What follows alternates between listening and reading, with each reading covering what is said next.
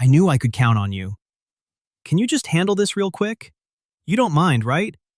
You're the reliable one, the calm one, the one who never makes things difficult. And somehow, that turned into people treating you like you're optional. Here's what nobody tells you. It's not your fault, but it is your pattern. Without realizing it, we send people a manual for how to treat us. Not because we're weak, because nobody ever showed us the other way. We're told, be nice, be easy. But there's a catch.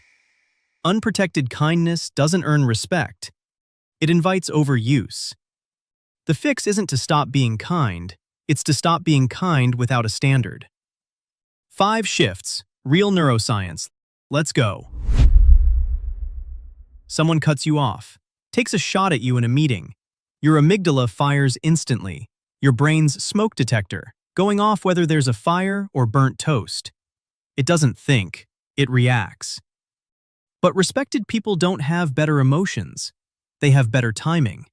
In that gap, they use a technique called cognitive reappraisal. They reinterpret the moment before responding. Not, why are they disrespecting me? But, something's off with them right now. One reframe. That's all it takes. Because here's what your brain is actually doing with every person it meets, scanning for one thing. Can I predict this person? Unpredictable people cost energy. Steady people build what psychologists call cognitive trust. Not, I like them, but I can count on how they show up. That's where respect starts. Before you say a word. Even if you nail your reactions, you can still lose respect in a quieter way. It happens when you say yes when you meant no. When your schedule bends around everyone else's needs. When you're being flexible. Constantly. Psychology calls this external locus of causality. Your choices aren't driven by your values anymore. They're driven by other people's expectations. You're not deciding. You're complying. And compliance is invisible to you, but it's completely visible to everyone else. Somewhere in their brain they register, there's no wall here. I can keep going. Water flows where there's no wall. Here's the part that breaks most people's brains. The moment you draw a line, I can take this part on, but not that. You don't lose respect. You generate it. Think about the people you genuinely respect most. Do they say yes to everything? Or do they have a calm, clear sense of what they will and won't do? That clarity isn't coldness. It's a signal. I know who I am. I'm not available to be reshaped by whoever's in front of me. Try this exact line. I can take this part on. The rest isn't something I'm able to do right now. No apology, no explanation. Clean, direct, final. Only the person who can say no gives their yes any weight. Now here's one nobody sees coming. I'll send it soon. They don't. Next week, for sure. Nothing happens. Your brain keeps score automatically, and eventually it decides, this person's words don't mean much. The brain hates uncertainty. When words don't match reality, it has to keep checking, tracking, following up.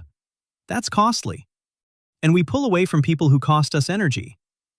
Now flip it. Someone says Friday, and Friday, no reminder, it's done. Your brain relaxes. That's cognitive trust compounding. Every kept promise builds the account, and when it's full, people stop managing you and start investing in you. Respected people don't talk more. They miss less. But here's the catch. You can do all 3 of these and still walk out of every room feeling invisible. You say something in a meeting. The room ignores it. 5 minutes later, someone else says the exact same thing. Suddenly, it's brilliant.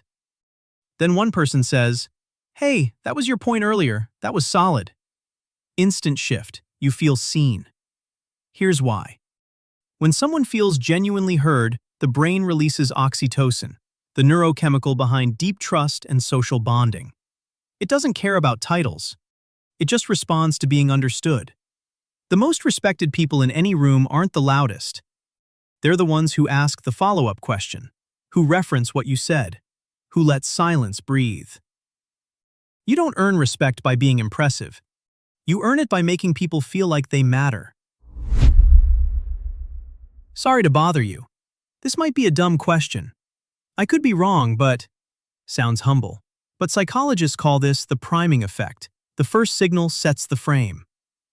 Open with hesitation, and you've already made yourself smaller before your idea even lands. Simple swaps. Sorry to bother you, to, do you have a minute? Sorry for taking your time. Thanks for making time. Same warmth, same courtesy, zero self-diminishment. You can be humble without being small.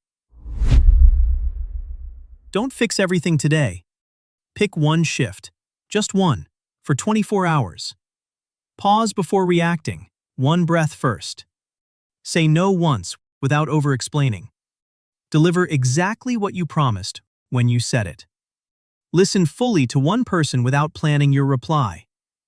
Swap one sorry for thank you. Not forever, just today. Because this isn't about becoming someone else. It's about stopping the patterns making you smaller. You're not the problem. You care. You just never set the standard. Yet. Respect doesn't come from being liked. It comes from being clear. Clear reactions. Clear boundaries. Clear words. Stop being the person people manage. Become the person people respect. Which one are you taking back today? Drop it in the comments. If you know someone stuck in this pattern, send this to them. If this hit different, subscribe. There's more coming on the psychology of how you're actually wired. I'll see you in the next one.